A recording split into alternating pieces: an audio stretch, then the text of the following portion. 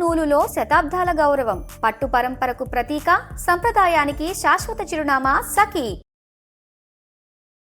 Suman TV ప్రేక్షకులకు నమస్కారం. తెలుగు నూతన సంవత్సరం ఉగాది శ్రీ పరాభవ నామ సంవత్సరం ద్వాదశ రాశుల వారి రాశి ఫలాలు ఎలా ఉండబోతున్నాయి, గ్రహణ గమన స్థితులు, అలాగే ముఖ్యంగా స్త్రీలకి ఏ విధంగా ఉండబోతుంది, పాటించాల్సిన పరిహారాలు, ఈ వివరణ అంతా కూడా తెలియజేయడానికి ప్రస్తుతం మనతో పాటు ఉన్నారు సంకల్ప మందిర్ నిర్వాహకులు, ప్రముఖ జ్యోతిష్యులు బ్రహ్మశ్రీ నందిబట్ల శ్రీహరి శర్మ గురువు గారు. వారితో మాట్లాడి అన్ని వివరాలు తెలుసుకుందాం. గురువుగారు నమస్కారం. గురువుగారు, వాగర్థావివ సంపృక్తౌ వాగర్థ ప్రతిపత్తయే జగతః పితరౌ వందే పార్వతీ పరమేశ్వరౌ. ఆదిత్యాయ చ సోమాయ మంగళాయ బుధాయ చ గురుశుక్రశనిభ్యశ్చ రాహవే కేతవే నమః. శృంగేరి జగద్గురు పీఠాధిపతులకి, కంచి పీఠాధిపతులకి నమస్కారములు తెలియజేసుకుంటూ కార్యక్రమాన్ని ప్రారంభిద్దాం. వీక్షించేటువంటి సుమన్ టీవీ ప్రేక్షకులకి ఈ పరాభవనామ సంవత్సరంలో ఎలా ఉండబోతుంది, ముఖ్యంగా విద్యార్థులకి, ఉద్యోగస్తులకి, కళాకారులకి, సినీ రంగంలో ఉన్నటువంటి వాళ్ళకి, అన్నిటికంటే ముఖ్యంగా రైతులకి, అలాగే ప్రైవేటు కేంద్ర రాష్ట్ర ప్రభుత్వ ఉద్యోగాల్లో పనిచేసేటువంటి వాళ్ళకి, ఇలా అన్ని రంగాలలో ఉన్నటువంటి వాళ్ళకి ఏ విధంగా ఉండబోతుంది, రాజకీయ రంగంలో ఉన్నటువంటి వాళ్ళకి ఎటువంటి సంబంధించినటువంటి సమస్యలు ఎదుర్కోవాలి, ఏ సమయంలో బాగుంటుంది, అలాగే ఏ సమయంలో మనం కొత్త పనులు ప్రారంభించుకోవచ్చు, గురుబలం ఉందా లేదా, ఇలా అనేక విషయాల గురించి క్లుప్తంగా తెలియజేసుకునే ప్రయత్నం చేస్తాను. అంతేకాకుండా ముఖ్యంగా వివిధ రాశుల్లో జన్మించినటువంటి స్త్రీలకి ఏ విధంగా ఉండబోతుంది అనే విషయాలతో పాటు చర్చిస్తూ ఈ సంవత్సరం అపజయాల నుంచి జయం కలగడానికి, గత సంవత్సరం కంటే ఈసారి సంవత్సరం జీవితం మెరుగ్గా ఉండడానికి ఎటువంటి చిన్నపాటి పరిహారాలు చేసుకోవచ్చు అనేటువంటి విషయాల గురించి అన్నీ కూడాను కూలంకషంగా చర్చించుకునే ప్రయత్నం చేస్తాను. ఇక ఆలస్యం చేయకుండా వివరాల్లోకి వెళ్ళిపోదామా? గురువుగారు, సింహరాశి వారికి ఏ విధంగా ఉండబోతోంది, పాటించాల్సిన పరిహారాలు? సింహరాశిలో జన్మించినటువంటి వారికి ఈ పరాభవనామ సంవత్సరంలో ఏ విధంగా ఉండబోతుందో తెలుసుకుందాం. సింహరాశి వారికి ఈ సంవత్సరం ఆదాయం 5, వ్యయం 5, రాజ్యపూజ్యం 7, అవమానం కూడా 7. అంటే అన్నీ కూడాను సరి సమానంగానే ఉన్నాయి. శుభ అశుభ మిశ్రమాలు అనే అన్నీ కూడాను మిశ్రమమైనటువంటి ఫలితాలే కలగబోతున్నాయని చెప్పవచ్చు. అయితే ప్రధానంగా ఈ సింహరాశి వారికి ఏలిన నాటి శని ప్రభావము అనేటువంటిది లేకపోయినా అష్టమ శని దోష ప్రభావం సంపూర్ణంగా ఉండడం, ఇది ప్రధానంగా కలిచివేసేటువంటి దోషం. అంటే వీక్షించేటువంటి సుమన్ టీవీ ప్రేక్షకుల్లో సింహరాశి గల వాళ్ళు ఒకసారి గతం వెళ్ళండి. ఒక 20 సంవత్సరాల కిందటి జీవితానికి 2006, 2007లో ఎలాంటి పరిస్థితులు ఎదుర్కొన్నారో మళ్ళీ కూడా అలాంటి ఇబ్బందికర పరిస్థితులు అష్టమ శని ప్రభావం వలన ఈ సంవత్సరం అంతా కూడా సింహరాశి వారు పొందేటువంటి అవకాశము గోచరమవుతుంది. కాబట్టి దైవానుగ్రహాన్ని, కష్టమును నమ్ముకొని ముందడుగు వేసే ప్రయత్నం చేయండి, తప్పకుండా మంచి జరుగుతుంది. ఇక గమనించుకున్నట్లయితే మే 31వ తారీఖు వరకు మిథున రాశిలో గురు సంచారం చేస్తున్నటువంటి ఈ కారణం చేత ప్రధానంగా సింహరాశికి శుభస్థానంలో గురువు సంచారం మే 31వ తారీఖు వరకు ఉంది. కాబట్టి శని భగవాను ఎన్ని ఇబ్బందులు పెట్టినప్పటికీ కూడాను దైవం యొక్క అనగా అదృష్ట రూపంలో కావచ్చు, పెద్దల యొక్క సహాయ సహకారాల రూపంలో కావచ్చు, మీకున్నటువంటి పనులని ఆఖరి నిమిషంలోనైనా కానీ సంపూర్ణంగా విజయవంతంగా పూర్తి చేసుకోగలుగుతారని చెప్పవచ్చు. ఇక తదనంతరం జూన్ 1వ తారీఖు నుంచి అక్టోబర్ 30వ తారీఖు వరకు ఉన్నటువంటి ఈ సమయం కర్కాటక రాశిలో వ్యయస్థానంలో సంచారం చేస్తున్నటువంటి కారణం చేత అనవసరమైనటువంటి వ్యయాలు, అలాగే దైవ కార్యక్రమాల్లో పాల్గొనడము, తీర్థయాత్రలు, దేవతా క్షేత్రాల సందర్శనం చేయడము లాంటివి ఈ యొక్క సమయంలో చేస్తారు. అయితే నిర్ణయాలు తీసుకోలేకపోవడము రాజ్య భ్రష్టత్వము అని అంటారు. అంటే ఏంటి రాజ్య భ్రష్టత్వం అని అంటే, చేస్తున్నటువంటి ఉద్యోగంలో మార్పులు అనేటువంటివి జరుగుతాయి. ఉద్యోగాన్ని కోల్పోవడం కానీ ఈ సమయంలో జూన్ 1 నుంచి అక్టోబర్ 30 మధ్య కాలంలో, లేదా వృత్తుల్లో కాస్త బలహీనంగా ఉండడము, వ్యాపార రంగంలో అనుకున్నంత స్థాయికి జరగకపోగా ఇబ్బందులు పడుతూ ఉండడం, రుణాలు ఎక్కువగా అవుతూ ఉండడం, ఇవన్నీ కూడా కర్కాటక రాశిలో గురు సంచార ప్రభావంలో జరిగేటువంటి పనులు. ఇక అక్టోబర్ 31వ తారీఖు నుంచి జనవరి 24వ తారీఖు వరకు రాశిలోనే గురు సంచార ప్రభావం. ఇది ప్రధానంగా కొన్ని ఇబ్బందికర పరిస్థితులు అనేటువంటివి వస్తాయి. వెయిట్ పెరగడం కానీ, తీపి పదార్థాల యందు ఆసక్తి ఎక్కువగా పెరగడం కానీ జరుగుతుంది. ఆరోగ్యపరంగా చూసుకున్నట్లయితే. ఇక విధానాల పరంగా చేసేటువంటి ప్రతి పనులలో కనుక చూసుకున్నట్లయితే అనుకున్న ప్రతి పని కూడాను అదృష్టము లేకపోవడం వల్ల అన్నీ నోటి దాకా వచ్చి వెనక్కి వెళ్ళిపోతుంటాయి. ఈ రకమైనటువంటి పరిస్థితులు సింహరాశిలోనే గురు సంచార ప్రభావం జరుగుతున్నటువంటి కారణం చేత జరుగుతుంది. ఏతావాత చెప్పొచ్చేదంటే ఇంకా జనవరి 24 నుంచి ఉగాది వరకు కర్కాటక రాశిలో సంచారం చేస్తూ వక్రీకరించి ఉంటాడు. కాబట్టి ఈ జనవరి 24 నుంచి ఉగాది వరకు ఉండేటువంటి సమయం చాలా అనుకూలంగా ఉంటుంది.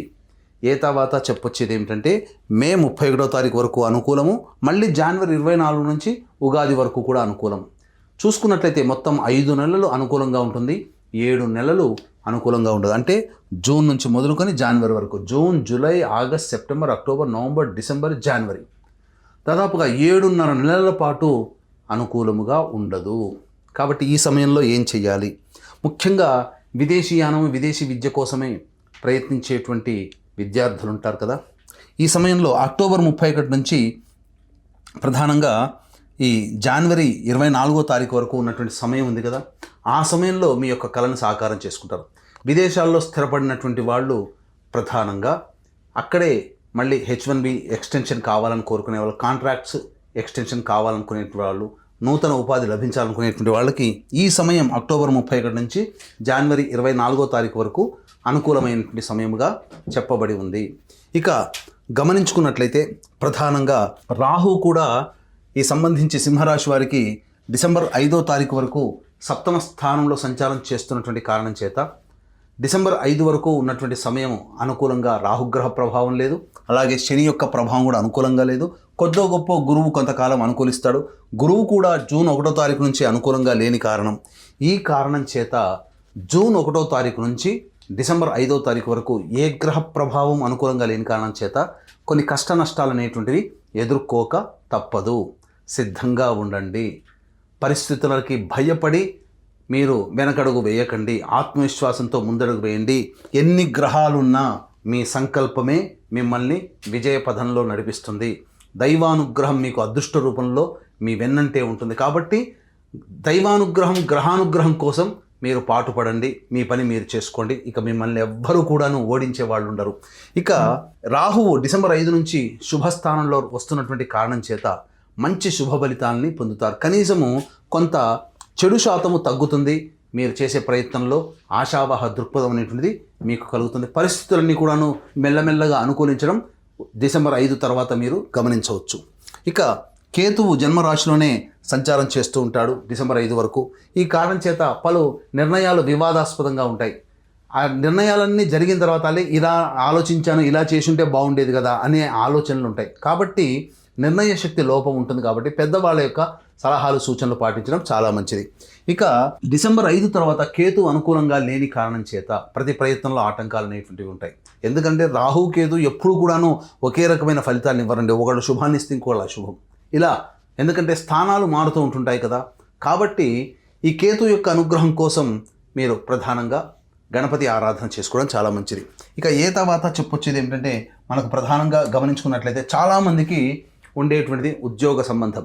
నిరుద్యోగస్తులకి ఉద్యోగం ఎప్పుడు లభిస్తుంది, అలాగే ఆల్రెడీ ఉద్యోగం చేస్తున్న వాళ్ళకి ప్రమోషను, ప్రభుత్వ పరంగా ఉన్నటువంటి వాళ్ళకి కాంట్రాక్ట్స్ మళ్ళీ ఏమైనా కొత్తవి వస్తాయా, లేదా బిల్స్ శాంక్షన్ అవుతాయా, లేదా ఉన్న ఉద్యోగం నుంచి కాకుండా వేరే సంస్థల్లో మంచి ఉద్యోగం ఎప్పుడు ప్రయత్నం చేయాలి, ఏ సమయం అనుకూలంగా ఉంటుందని తెలియజేసుకోవచ్చు. 18 అక్టోబర్ నుంచి 16 నవంబర్ ఈ సంవత్సరం మధ్యకాలము, అలాగే వచ్చే సంవత్సరం 14 జనవరి నుంచి 12 ఫిబ్రవరి మధ్య ఉన్నటువంటి ఆ కాలము, అలాగే ఇక్కడ ప్రధానంగా 15 మే నుంచి 16 జూలై వరకు ఉన్నటువంటి ఈ కాలము సింహరాశిలో జన్మించినటువంటి వాళ్ళకి చాలా అనుకూలంగా ఉంటుంది. గవర్నమెంట్ కాంట్రాక్ట్స్ కూడా బిల్స్ శాంక్షన్ అయ్యే సమయం ఈ సమయంలో అవుతుంది. కొత్త కాంట్రాక్ట్స్ కూడా మీరు పెంపొందించుకుంటారు. కాబట్టి సింహరాశి వారికి అంత సామాన్యంగానే గడిచిపోతుంది తప్ప గొప్పగా అనుకున్నంతగా ఉండదు. గత సంవత్సరం లాగానే ఈ సంవత్సరం కూడా అదేవిధంగా దైవానుగ్రహంతో ముందుకు పోవాల్సినటువంటి పరిస్థితిని సూచించబడుతుంది. కాబట్టి ఈ సింహరాశితో పాటుగా 12 రాశుల వారికి కూడా మన జీవితంలో ఏది జరగాలన్నా ఈ సంవత్సరం నవగ్రహాల యొక్క అనుగ్రహం వల్లనే కలుగుతాయి.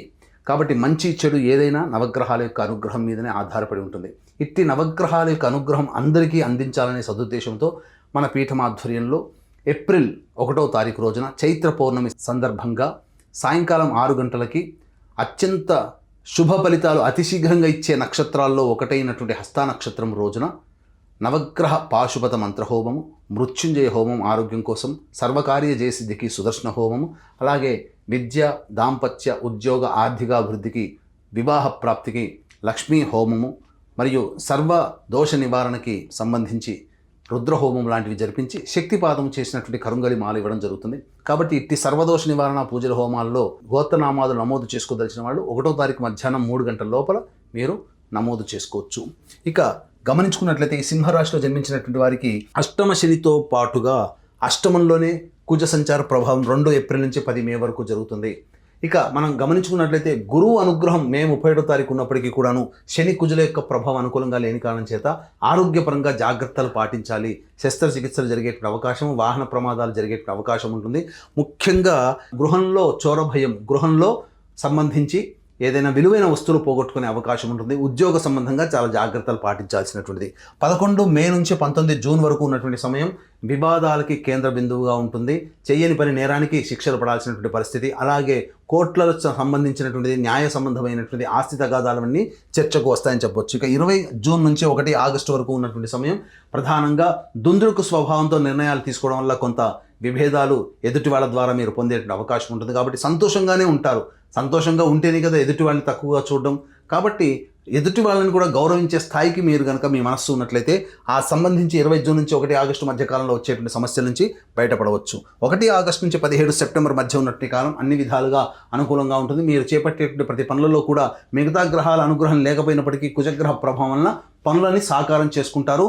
ధైర్యంతో ముందడుగు వేయడానికి ఆ యొక్క కుజుడు అనుకూలంగా ఉండేటువంటి సమయం అని చెప్పవచ్చు. 18 సెప్టెంబర్ నుంచి 11 నవంబర్ వరకు ఉన్నటువంటి సమయము చాలా విపత్కరమైనటువంటి పరిస్థితులు ఎదుర్కోవాల్సి వస్తుంది. ఇంట్లో కంటే బయట ఎక్కువగా జీవించాల్సి రావడం, గృహానికి సంబంధించి గృహంలో ఉండేటువంటి వ్యక్తులతో దూరంగా ఉండాల్సినటువంటి పరిస్థితి రావడము, ఎంత శ్రమ చేసినా ఫలితాన్ని పొందలేకపోవడం అనేటువంటిది జరుగుతుంది. వాహన ప్రమాదాలు చోటు చేసుకునే అవకాశము, వాహనాలు పోగొట్టుకునే అవకాశము, గృహము పోగొట్టుకునే అవకాశం కూడా గోచరమవుతుంది. ఇక 12 నవంబర్ నుంచి 8 మార్చి వరకు కుజ స్తంభనం ఉండేటువంటి సమయం. ఈ సమయంలో రాశిలోనే సంబంధించి కుజుని యొక్క స్థితిగతి ఉండడము, మళ్ళీ సంబంధించి గురువు కూడా ఆ సమయంలో అనుకూలంగా ఉండడము, రాహు కూడా అనుకూలంగా ఉన్నటువంటి ఈ కారణం చేత చేపట్టినటువంటి ప్రతి పనులలో ఎక్కువ గ్రహాలు శుభంగా యోగించేటువంటి స్థితి ఉన్నటువంటి కారణం చేత అన్ని విధాలుగా యోగదాయకంగా ఉంటుందని చెప్పవచ్చు. ఇక ఏతావాత ఈ యొక్క సింహరాశిలో జన్మించినటువంటి విద్యార్థులకి బాగా కష్టపడితే తప్ప ఫలితాలు పొందలేనటువంటి పరిస్థితి, జ్ఞాపక శక్తి తక్కువగా ఉండడము, విద్య కంటే కూడా ఇతర వ్యవహారాల్లో వ్యాపకం ఎక్కువగా ఉండడము, అన్ని విధాలుగా కొంత చెడు స్నేహాల ప్రభావంలో ఇబ్బందులు ఎదుగుతాయి. కాబట్టి సింహరాశిలో జన్మించినటువంటి పిల్లల పట్ల తల్లిదండ్రులు జాగ్రత్తలు పాటించాల్సినటువంటి పరిస్థితి. అలాగే ఈ యొక్క సింహరాశిలో జన్మించినటువంటి రాజకీయ రంగంలో ఉన్నటువంటి ప్రముఖులు కొత్త పదవుల కోసం వెంపర్లాడకుండా ఉండడమే మంచిది. ఎందుకంటే పార్టీ పెద్దల యొక్క సహాయ సహకారాలు లేకపోవడము, ఖర్చు విపరీతంగా ఉండడం, ఎంత ఖర్చు పెట్టినప్పటికీ దాని తగ్గ ప్రతిఫలం లేకపోవడం వల్ల కొన్ని ఇబ్బందికర పరిస్థితులు. కాబట్టి సమయం అనుకూలంగా లేనప్పుడు తగ్గి ఉండడమే మేలనేటువంటి విషయాన్ని గమనించుకోవాలి. అయితే ఈ యొక్క సింహరాశిలో జన్మించినటువంటి సినీ రంగము, ఎలక్ట్రానిక్ అండ్ ప్రింటింగ్ మీడియా మరియు సోషల్ మీడియా రంగంలో ఉన్నటువంటి వాళ్ళకందరికీ కూడాను సాధారణంగా అన్ని అవకాశాలు దగ్గర దాకా వచ్చి వెనక్కి వెళ్ళిపోతాయి. మిమ్మల్ని మోసం చేసే వాళ్ళు ఎక్కువగా ఉంటారని చెప్పవచ్చు. అడ్వాన్సులు ఇచ్చి మళ్ళీ తిరిగి తీసుకునే అవకాశాలు ఎక్కువగా ఉంటాయి. కాబట్టి జాగ్రత్తగా నిర్ణయం తీసుకోండి ఏదైనప్పటికీ కూడా. కానీ అవార్డులు మాత్రం సొంతం చేసుకుంటారు. ప్రజాదరణ చాలా చక్కగా ఉంటుందని చెప్పవచ్చు. అయితే ఇక ప్రధానంగా ఈ యొక్క సింహరాశిలో జన్మించినటువంటి రైతులకి మొదటి 2 పంటలు అనేటివి సాధారణమైనటువంటి ఫలితాలు ఇస్తాయి. ఎక్కువగా అప్పుల పాలయ్యేటువంటి అవకాశం గోచరం అవుతుంది. అన్ని విధాలుగా ప్రకృతి వైపరీత్యాల వలన ఎక్కువగా సరిగ్గా పంట దిగుబడిని పొందలేకపోతారు. మీరు వేసే పంటల నిర్ణయం ఏదైతే ఉంటుందో అది మీకు వ్యతిరేక ఫలితాన్ని ఇస్తుంది. కాబట్టి ఇతరుల సలహాలు పాటించి మీరు ముందడుగు వేస్తే కొంతవరకైనా నష్ట నివారణ జరుపుకోవచ్చు అని చెప్పవచ్చు. ఇక ఈ ప్రధానంగా ఈ యొక్క సింహరాశిలో జన్మించినటువంటి క్రీడాకారులు ఎవరైతే ఉంటారో వాళ్ళకందరికీ కూడాను డిసెంబర్ 5వ తారీఖు వరకు అనుకూలంగా ఉండదు. డిసెంబర్ 5 తర్వాత మీ యొక్క పేరు ప్రఖ్యాతులు పెరుగుతాయి, అవార్డులు సొంతం చేసుకుంటారు. మీరు ఏదైతే గోల్ పెట్టుకుంటారో ఆ గోల్ని రీచ్ అయ్యే అవకాశం మాత్రం అన్ని రకాల క్రీడాకారులకి డిసెంబర్ 5 తర్వాతనే యోగ కాలంగా ఉంటుంది అని చెప్పవచ్చు.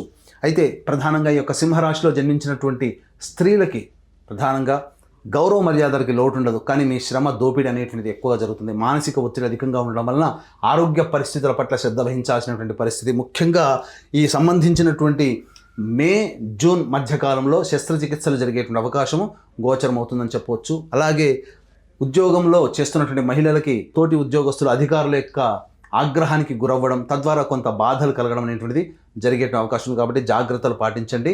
పెద్దల యొక్క సలహాలు సూచనలు, మీ యొక్క మేలు కోరే వ్యక్తుల చుట్టుపక్కల ఉండడమే ఈ ఉద్యోగ రంగంలో ఉన్నటువంటి మహిళలు అన్నిటిని గమనించుకోవాలి. ఇక సంబంధించి సంతాన ప్రాప్తి కలిగేటువంటి అవకాశం కూడా ఈ సంవత్సరం చక్కగా గోచరమవుతుంది. కోరుకున్న ఇష్ట సంతానం అనేటువంటిది జరుగుతుంది. కానీ వైద్యుల యొక్క సలహాలు సూచనలు పాటించాల్సినటువంటి పరిస్థితితోనే మీ యొక్క సంతానం కలుగుతుందని చెప్పవచ్చు. అన్ని విధాలుగా యోగదాయకంగా ఉండేటువంటి నిర్ణయానికి రావాలనుకున్నప్పుడు ఈ సింహరాశిలో జన్మించినటువంటి వాళ్ళు దైవానుగ్రహంతోనే మీరు అన్ని విధాలుగా ముందడుగు వేస్తారని చెప్పవచ్చు. ఇక ప్రధానంగా గమనించుకున్నట్లయితే ఏ వ్యాపారస్తులకైనా కానీ మొదటి సంబంధించి అనగా మే 31వ తారీఖు వరకు లేదా జనవరి 24వ తారీఖు తర్వాత వ్యాపార విస్తరణ, ఉద్యోగ విస్తరణ, అలాగే వృత్తి విస్తరణ అనేటువంటి చేసుకుంటే మంచిగా ఉంటుంది. ఈ యొక్క సంబంధించి 1 జూన్ నుంచి అక్టోబర్ 31వ తారీఖు వరకు అనుకూలంగా లేనటువంటి సమయం, అలాగే డిసెంబర్ 5 తర్వాత కొంతవరకు అనుకూలంగా ఉండేటువంటి సమయం. ఇవన్నీ కూడా తర్వాత చూసుకున్నట్లయితే మే 31వ తారీఖు వరకు, జనవరి 24 నుంచి ఉగాది వరకు ఈ సమయాల్లో మాత్రమే ఈ యొక్క సింహరాశిలో జన్మించినటువంటి వారికి అనుకూలంగా ఉండేటువంటి సమయం. మిగతా సమయాలు అనుకూలంగా ఉండవు కాబట్టి కొత్త ప్రయత్నాలు చేయకుండా ఉండడమే మేలు అనేటువంటి విషయాన్ని గమనించుకోవాలి. అలాగే ఈ యొక్క సింహరాశిలో జన్మించినటువంటి వారికి ప్రధానంగా ఎలా ఉండబోతుంది అంటే సమస్యలు అనేటువంటివి వస్తాయి. సమస్యల పరిష్కారం కోసం ప్రధానంగా ఈ సింహరాశిలో జన్మించినటువంటి వారు మీకు తూర్పు దిక్కున, మీ ఇంటికి తూర్పు దిక్కున ఉన్నటువంటి శివాలయానికి చేరుకుని ఆ శివాలయంలో విభూతిని దానముగా ఇవ్వండి. ఆ శివాలయంలో రుద్రాభిషేకాదులు ఒక 3 రోజుల పాటు కంటిన్యూస్గా చేసుకోండి. ఏ సమస్య వస్తుందో ఆ సమస్య పరిష్కారం అవుతుంది. అంతేకాకుండా ఈ సంవత్సరం అంతా కూడా నవగ్రహాల యొక్క అనుగ్రహం సంపూర్ణంగా ఉండాలనే సదుద్దేశంతో మన పీఠమాధ్వర్యంలో చైత్ర పౌర్ణమి ఏప్రిల్ 1వ తారీఖు రోజున జరిగే సర్వదోష నివారణ పూజల హోమాల్లో పాల్గొనే ప్రయత్నం చేయడం ద్వారా సంపూర్ణమైనటువంటి దైవానుగ్రహంతో ఈ సంవత్సరం అంతా ఆనందదాయకంగా ఎన్ని ఒడిదుడుకులు వచ్చినా ఎదుర్కొని ముఖ్యంగా ముందడుగు వేసి చక్కగా విజయాన్ని పొందుతారని ఆకాంక్షిస్తూ సర్వం శ్రీ ఉమామహేశ్వర పరబ్రహ్మార్పణమస్తు. గురువుగారు రాశి వివరణ క్లుప్తంగా తెలియచేసి పరిహారాలు ఏ విధంగా పాటించాలో తెలియచేసినందుకు ధన్యవాదాలు గురువుగారు. నమస్కారం. సర్వం శ్రీ ఉమామహేశ్వర పరబ్రహ్మార్పణమస్తు.